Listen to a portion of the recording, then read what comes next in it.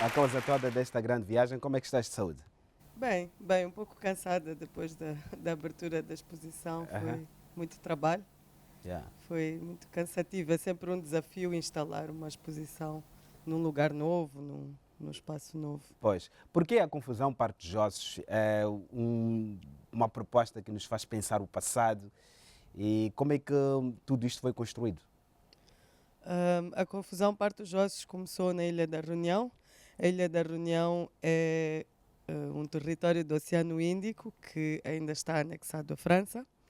É a parte francesa mais próxima de nós, é uma ilha em frente a Madagascar.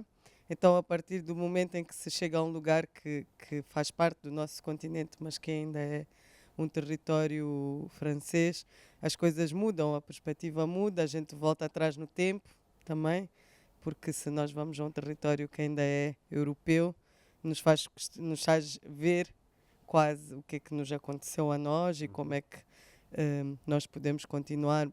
Então, a confusão que eu encontrei ali, porque deixou-me muito confusa realmente, estar em França tão perto de casa. Aqui no Oceano Índico. Exatamente, então fiquei muito confusa e a partir daí, né, invocando Fela Kuti, comecei a pensar de que maneira é que nós podíamos pensar o que é hoje também a nossa independência e o nosso país. Exato, exato. E como é que foi o processo todo de pesquisa destes artefatos e de reinvenção dessas memórias?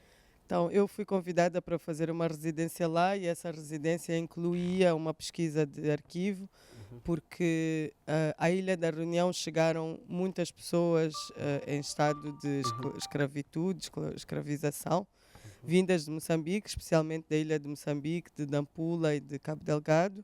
Então, esses arquivos incluem uma série de fotografias, imagens e sons de pessoas que chegaram à ilha para trabalhar forçadamente.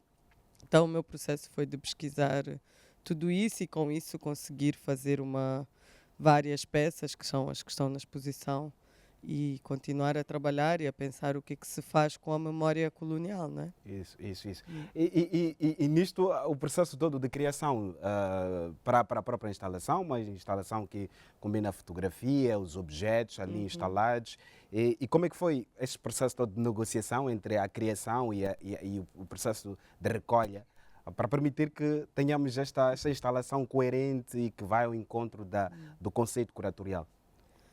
Bom, demorei um ano a fazer as peças Uma longa todas. jornada.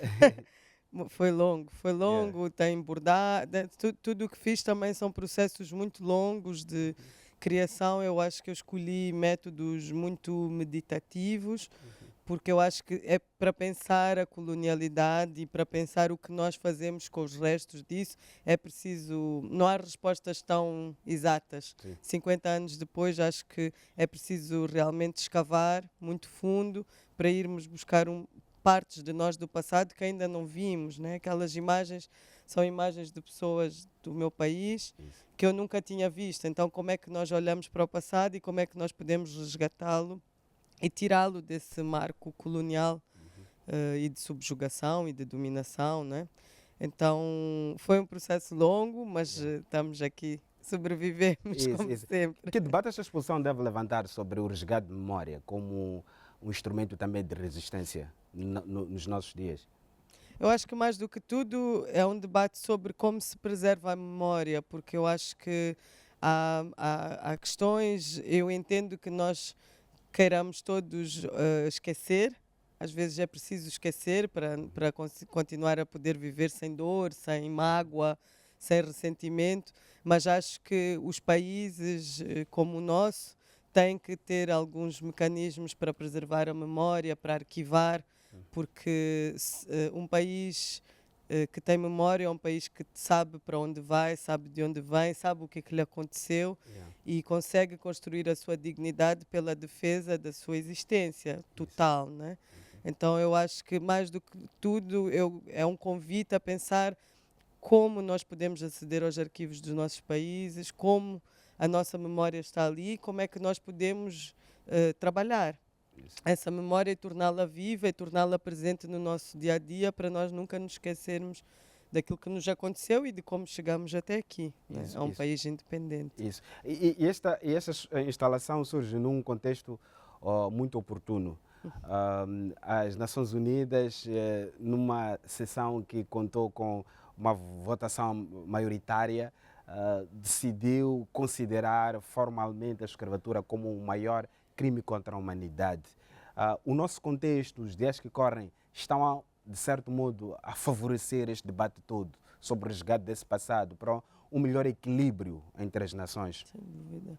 Sem dúvida, mas acho que mais do que tudo é tão oportuno que esta exposição venha, porque o nosso ex-colonizador foi um dos sim, que se absteve. Se absteve, é verdade. Um dos principais atores da trata esclavagista, um dos principais países que promoveu, financiou e lucrou Escravizou. com a escravatura foi Portugal e hoje.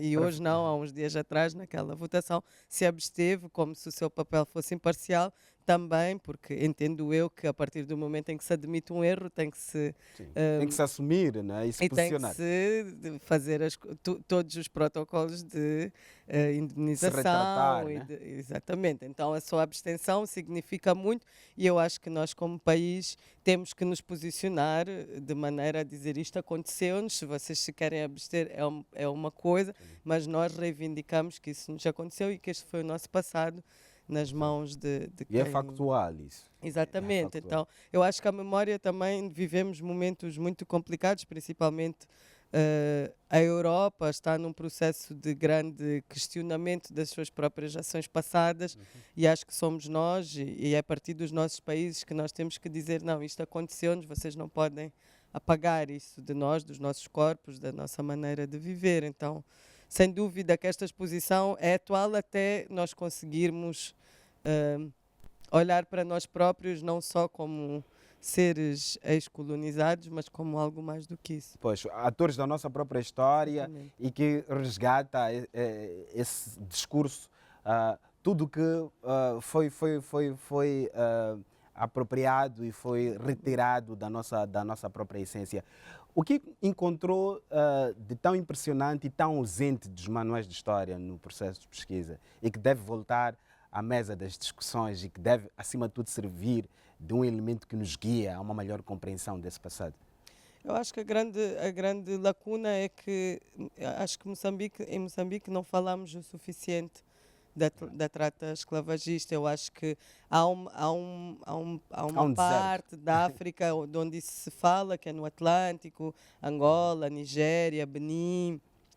E sempre me perguntei porquê que nós não nos queremos incluir nesse discurso de denúncia do que nos aconteceu. A nossa trata esclavagista não foi tanto em relação ao Brasil e aos Estados Unidos como o do Atlântico, mas foi para a Índia, a Ilha da Reunião e outros países, não é? Então, isso marca profundamente o nosso território. Nós somos um território de idas e vindas, temos grandes influências de vários países asiáticos.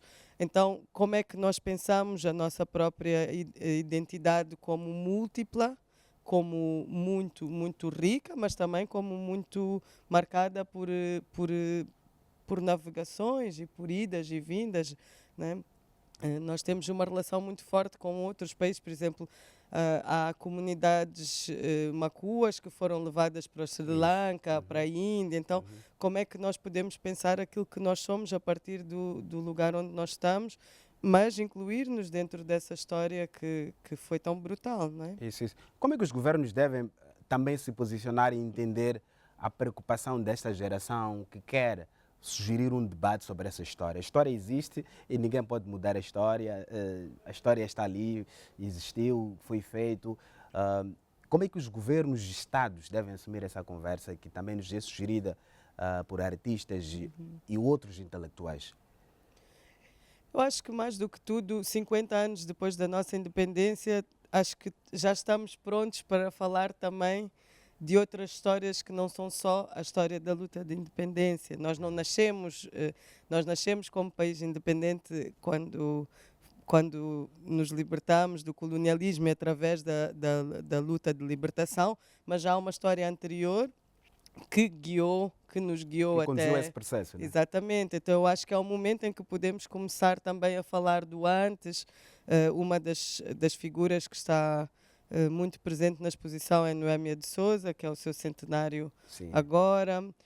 Então, há uma história anterior que nos levou e que carregou consigo essa necessidade de nos vermos independentes e de lutarmos por isso, mas acho que é o momento de países como Moçambique e muitos outros resgatarem um pouco mais atrás, 50 anos não, 100, 150, Yeah. 200, né? Exato. Quando se fala também dos nossos países, fala-se desta polarização ideológica que nós vivemos no campo político, a chamada geração do pós-verdade, que Uhum, nega um pouco de tudo, até a própria história. Não a exato. questiona, não questiona as ações, mas questiona o sentido factual desse mesmo passado. Exato. Como é que esta conversa é tão importante para, para a criação de fóruns de debate que aceitam as diferenças, mais tolerantes e menos violentos, menos extremos? Como é que esta conversa de passado pode pacificar o espaço público de reflexão? É que no passado está a informação. Yeah. No momento da pós-verdade, só a história que nós escrevemos sobre nós próprios pode informar o que é factual e o que não é. Não podemos chegar ao ponto que nos digam que nós não fomos colonizados ou que nós não fomos escravizados. Yeah. Isso não pode acontecer. Isso só pode acontecer. E só se pode combater isso gerando informação, gerando conhecimento, gerando pensamento crítico e gerando debate livre, debate aberto, né? Desde um lugar de escuta e de grande diálogo. Eu acho e eu acho que essa polarização, como eu disse há pouco tempo, o norte do mundo está a ruir, está a Sim. colapsar. Como a Miss Césaire dizia, a Europa é imoral, a Europa é imoral. E agora voltamos a vê-lo 70 anos depois. E eu acho que é o momento também de nós, desde os nossos países, pensarmos o que é que nós queremos, sem ser só ser. Algum corredor. Exatamente, É o desse corredor. norte. Eu acho que nós somos um sul muito potente, temos relações milenares de outro tipo, que não são só de dominação. Nós relacionamos-nos com os outros países de outras É a vez do formas. sul global. Exatamente, É a vez sul global. Ainda exatamente. bem que fala sobre isso, e esta exposição também nos faz pensar sobre a geopolítica, e que é muito importante que o posicionamento artístico também esteja enquadrado no debate dos temas importantes no mundo, né? Uhum. E isto também reflete sobre aquilo que está a acontecer ao nível mundial, né? Ao nível Sem mundial. dúvida. A fragilidade do norte, e a partir desse princípio histórico que esta instalação nos sugere, deve ampliar mais o nosso entendimento sobre os nossos desafios, as nossas oportunidades e o que deve ser protegido. Uhum. Eu queria ouvir o teu comentário sobre isto, como Sim, fruto também do teu trabalho de pesquisa. sim, eu acho que cada vez que nós trabalhamos à volta da memória, nós entendemos todo o nosso potencial, né? Quando nós entendemos que nós sobrevivemos um passado tão forte de subjugação, de dominação, nós também entendemos a nossa capacidade de agenciamento de um futuro. E eu acho que hoje nós temos que sentar-nos a pensar o que é que nós queremos nos próximos 50 anos, o que é que aconteceu de bom, o que é que aconteceu de menos bom. Todas as sociedades têm os seus altos e baixos, todas as sociedades passam por momentos mais complexos que pedem um certo tipo de medidas e outros em que se caminha para outro espaço. Então eu acho que eh, como sociedade a arte e a cultura servem para isso, para abrir os debates, para trazer de forma simbólica questões que nós temos que debater profundamente como sociedade a vários níveis. Exato, exato. E esta exposição, o debate que está a surgir, começa a sentir essa necessidade de debate, pelo menos a nível de Moçambique. Como é que estás a sentir o impacto? Sim, eu acho Ou é que prematuro? é um pouco prematuro, mas acho que desde aquele dia que abrimos a exposição, tenho a sensação de que há uma vontade de se aproximar daquela. Yeah. Acho que quando a gente abre os baús da memória também estamos a dizer às outras pessoas que também podem olhar-se ao espelho, né? Que é um espelho doloroso. Não é fácil nós olharmos para fotografias que dizem escrava moçambicana. Não é, nós não queremos É olhar-nos assim, doloroso é esse muito exercício. doloroso. Mas quando a gente faz, e por isso é que eu acho que a arte e a cultura têm que existir, é porque nós temos a capacidade de transformar aquela fotografia noutra coisa com a qual nós possamos olhar-nos ao espelho. E é preciso olhar ao espelho, né? Isso. Não podemos ficar todo dia a evitar olhar-nos, senão nós não temos imagens de nós próprios. Isso. Hum. Mas também um trabalho, este é sobre o arquivo, né? O desafio de olhar para o arquivo não simplesmente como um adereço, olhar o arquivo não apenas como um elemento que serve para florear um discurso em um contexto específicos, mas o arquivo como um lugar que constrói as nossas narrativas e perpetua toda uma ideia de existência de um país, de uma nação, de um continente, de uma geração. Nesse sentido, esta exposição, como é que nos provoca a repensar a preservação dos nossos arquivos? Eu acho que a primeira questão é que eu vou à Ilha da Reunião aceder a um passado que é daqui. Então eu acho que a primeira questão é como é que nós podemos aceder aos nossos arquivos aqui? Como é que a juventude moçambicana pode tocar em certas portas e poder saber o seu passado, poder ver as suas imagens, poder ler os seus documentos, poder aceder a tudo aquilo que fez de nós um país. Eu acho que essa é o maior convite de uma exposição, é a gente se perguntar, e o nosso arquivo, onde está? O que é que a gente fez com ele? Como é que nós podemos acedê-lo? Exato. Dar a conhecer um arquivo é abrir as portas da nossa casa, é conhecer a nossa própria casa. Mas também olhar para o que está a acontecer à nossa volta, nos nossos próprios países. Esteve na Ilha Reunião, mas quem fala da Ilha Reunião também fala do nosso próprio país. Partilhamos o mesmo oceano e trocamos muito, não só de hábitos, mas até pessoas nesse processo longo Claro. do tráfico internacional de escravos, um crime contra a humanidade. Mas também podemos olhar para o resto da vizinhança na África Austral. Como é que vês, quando medes a temperatura de preocupação da geração de artistas, da tua geração de artistas em matérias dessa natureza? Como é que vês essa exigência dos artistas em se posicionar, em influenciar uma agenda? Eu acho que, novamente, como há 50 anos atrás, a arte está a ser chamada A a participar, né? participar, como tem que participar. Os artistas não são só, não fazem só quadros para, Performance. para adornar uma casa que tem um sofá cor-de-rosa, então se compram um quadro cor-de-rosa. Os artistas têm uma influência fundamental, crucial dentro daquilo que é a formação do pensamento crítico de uma sociedade.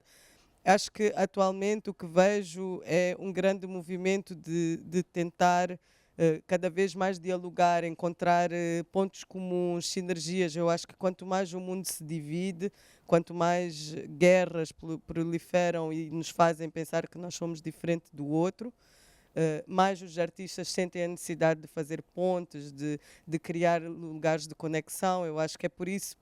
Quanto mais guerra se faz, mais paz tem que se fazer, tem que se construir, e essa paz só é construída quando nós entendemos que o que afeta o outro nos afeta a nós também, que a Palestina também já foi aqui ao lado, com o apartheid em Gaza já foi vivido na África do Sul, que uma guerra mundial também afeta a África, mesmo que não afete, que os preços sobem, que as nossas pessoas morrem.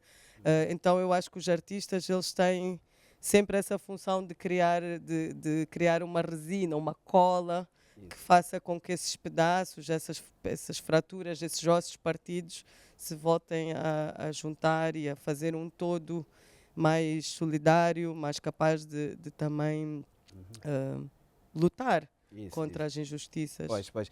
E essa confusão toda sobre o passado está a nos partir os ossos. Efetivamente, e continua, e eu acho que a questão é se nós não conseguimos reconstruir-nos e pegar nos nossos ossos partidos e colá-los, voltam-se a partir, e voltam-se a partir, e voltam-se a partir. Eu acho que quem coloniza uma vez, coloniza muitas outras, e eu acho que se nós não criarmos formas de dialogar e de nos unir, serão sempre mais as coisas que nos separam uns dos outros. Exato. Agora, ao olhar para frente, os teus projetos, que estão sempre muito preocupados com essa temática de história, reinvenção da memória, através da instalação, mas também através do cinema, o teu trabalho também de ativismo que procura apoiar os cineastas, sobretudo os cineastas africanos, para o futuro, a partir desta experiência, que novas projeções sobre a discussão da nossa história achas que são importantes que sejam ampliados e que se criem mecanismos para que se apoie essas intervenções? Acho que o maior diálogo tem que ser exatamente à volta dos mecanismos de apoio. Eu acho que o desenvolvimento de uma sociedade livre e justa parte pelo financiamento da cultura, parte pelo apoio dos jovens artistas para a sua formação, para o seu crescimento e a sua solidificação como artistas. E isso pede de todos, público, privado, mecenato. Eu acho que É um são papel várias. muito coletivo, né? Exato, quando se fala de indústrias culturais, né, uma fábrica não funciona sozinha. Uma fábrica tem apoio estatal, tem investimento privado, tem trabalhadores É a conjugação de vários fatores. exatamente. Eu acho que o diálogo necessário agora, que nós precisamos, eu acho, como juventude artística moçambicana, é um diálogo com quem nos tem que apoiar e com quem tem que entender que a arte é um espaço de muita potência. Não há que ter medo do que nós dizemos, ao contrário, há que dialogar e nós encontrarmos um espaço onde a arte possa ajudar o país a florir e a chegar a outros lugares. Nós viajamos, né? Nós somos embaixadores deste país, então também isso importa, não é? Isso. Agora, quem pergunta isso e reflete, pergunta isso sobre os desafios da criação de uma estrutura que favoreça a criatividade e que essa criatividade, de certo modo, é um discurso que ele é ouvido e influencia debate, influencia políticas públicas, acaba por ser um periscópio sobre o oceano social. Também pensa as agendas à volta desse processo todo. Por exemplo, nos últimos anos, a discussão toda sobre a indústria cultural e criativa, que também gera um paradoxo de interpretação. E muitas vezes são conceitos colocados e tidos como uma importação da agenda que muitas vezes não pertence a países como Moçambique e outros, do ponto de vista de criação deste conjunto de fatores que vão fortalecer tal indústria. Eu pergunto a Lara, acha que Moçambique tem um conceito próprio de indústria cultural e criativa e precisa de criar esse conceito ou conceito universal de indústria cultural e criativa ajusta-se à realidade e ao contexto de Moçambique? Bom, eu acho que qualquer indústria é um conceito mundial, capital. E é Acho justo que que seja assim? Não sei, acho que nem todos os artistas têm que ser vender milhões, nem todos os cineastas têm que estar na Exatamente. Netflix. Eu acho que Isso. o bonito de um ecossistema é que exista para todos os gostos, para todas as necessidades. Acho que para isso, acho que nós estamos a importar um conceito industrial de fabricação de cultura, que eu acho que é preciso que nós adaptemos ao nosso contexto. O primeiro é, nós estamos a dizer que temos uma fábrica, mas nós não temos máquinas, operários, escolas. Consumidores. Então, acho que, de certa forma, estamos a pôr um passo para a frente quando ainda não criamos a base, mas talvez isso seja um convite para que todos os atores desta sociedade apoiem a criação dessa base, do nascimento dessa fábrica. Talvez é uma maneira positiva de ver. Acho que se não temos cuidado, claro, como isso é uma espécie de uma importação, vem com as suas regras. Sim. E as suas regras são as suas regras. Da mesma maneira que se nós não temos fundos nacionais que apoiem os artistas, os artistas têm que ir pedir financiamento fora para fazer as suas coisas e cada país tem agendas com o seu dinheiro. Exatamente. Então, a limitação que nós podemos encontrar a pedir dinheiro à França, à Alemanha, é diferente de se na nossa casa nós fôssemos apoiados, né? Eu acho que são essas as questões que temos que pensar, é como é que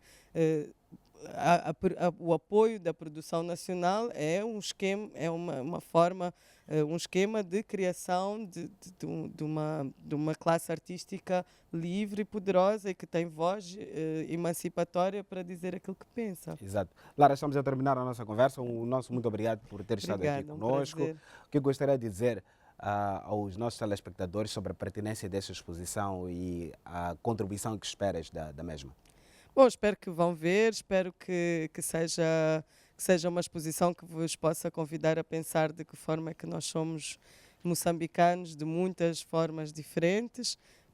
Eu estarei lá em muitos dias para poder fazer visitas guiadas, apresentar filmes, então que se aproximem do Franco, que tem uma programação também muito interessante neste mês, é o mês da mulher, tem coisas muito interessantes e fortes, então Exato. sejam bem-vindos. Pois, muito obrigado e Muito parabéns por obrigada, esta exposição. David. Pois, continua Obrigada. aqui conosco, Muito sentada, porque vamos continuar a nossa conversa já em modo offline. Nosso muito obrigado também aos nossos telespectadores, um grande abraço a todos, voltaremos a estar juntos na próxima semana, leiam bons livros, vejam bons filmes, escutem boa música e visitem exposições de arte. Um grande abraço a todos.